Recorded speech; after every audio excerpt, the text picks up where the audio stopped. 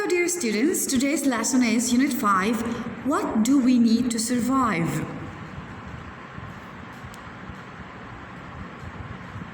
Here is the list of vocabulary we have for this unit. Adaptable, able to adjust to new conditions. Be scared of, frightened of something or afraid that something bad might happen. Boiling, extremely hot, at or near boiling point.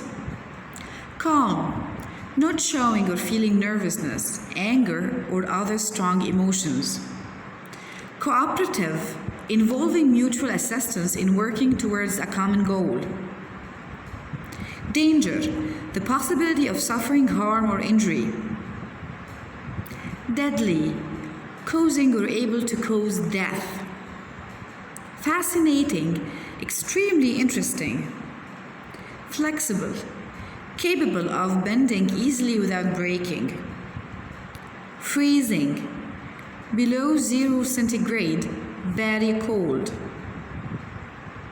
Harmful, causing or likely to cause harm. Imaginative, having or showing creativity or inventiveness. Positive, good, it's the opposite of negative. Risky, full of the possibility of danger, failure, or loss. Scary, frightening, causing fear. Tiny, very small. Tough, of a substance or object strong enough to withstand hard conditions or rough handling. Food, especially meat, difficult to cut or chew. Tragic, causing extreme distress or sorrow.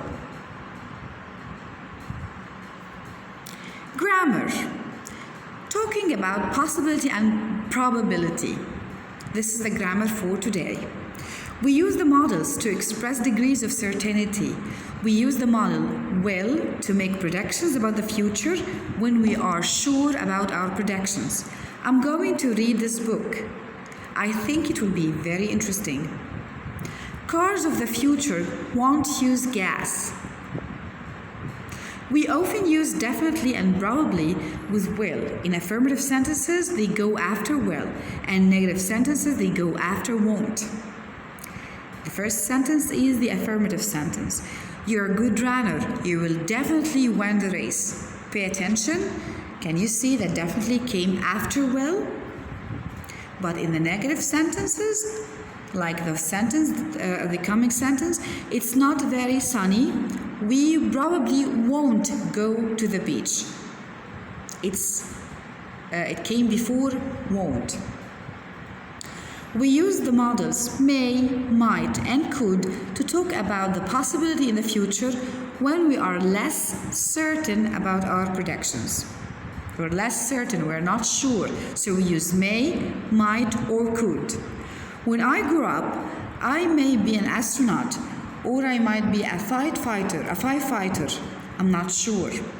So it's between being an astronaut or a firefighter. I don't know, I'm not sure. So I used may. Take your coat with you. It could get cold later. I'm not sure, so just in case, take your coat with you.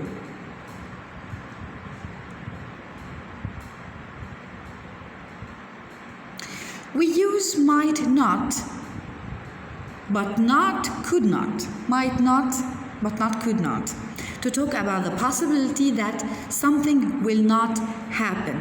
Like, there is a lot of clouds today, but it might not rain. I can't use could not instead of might not. The meaning will change. The form will, may, might, and could doesn't change. In the affirmative, with the all pronouns or all subjects, it's the same. I, you, he, she, it, we, they will arrive soon, and the rest of the models, of course.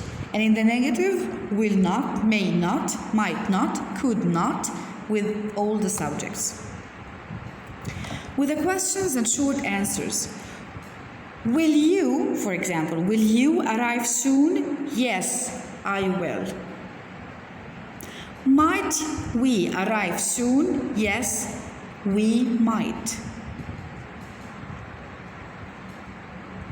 After personal pronouns, we usually use a short apostrophe ll instead of will. I'll call you this evening, not I will call you this evening. We don't usually shorten may not or might not. I do not write might and might not. It doesn't, might not or may not. They don't have a shortened version, a shortened form, a short form. You might not enjoy this movie, not you mightn't enjoy your movie, this movie. What about talking about consequences, the famous if conditional? We use the first conditional to talk about the possible situation in the future and its results or consequences. If it rains tomorrow, we won't have a picnic. This is consequences. If it's raining, the consequence will be we won't have a picnic. We form the first conditional with if and then a clause, then a comma, then a result and a clause. If, subject, present simple, and after the comma we have subject, will or won't, plus the verb. Like, if you run, you won't miss the bus. If it doesn't rain, we will go to the beach.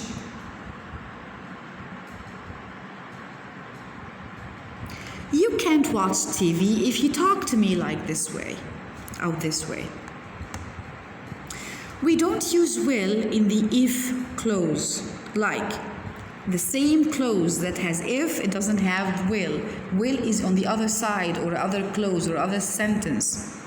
If you come to the picnic, you will meet my family. You cannot say if you will come to the picnic, you will meet my family. We usually put the if clause before the result clause. Of course, if you start a sentence with if, you have if, then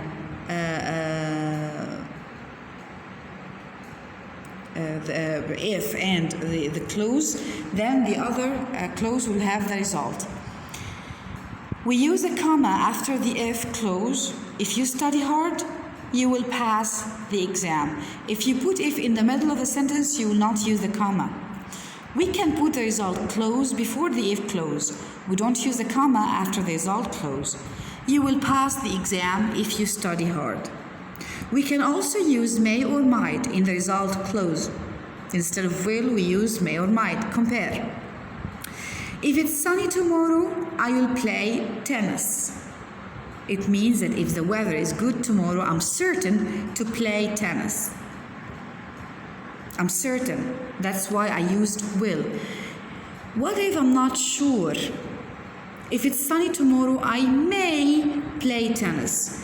If the weather, it means if the weather is good, it's possible that I will play tennis, but it's not certain. Thank you and goodbye.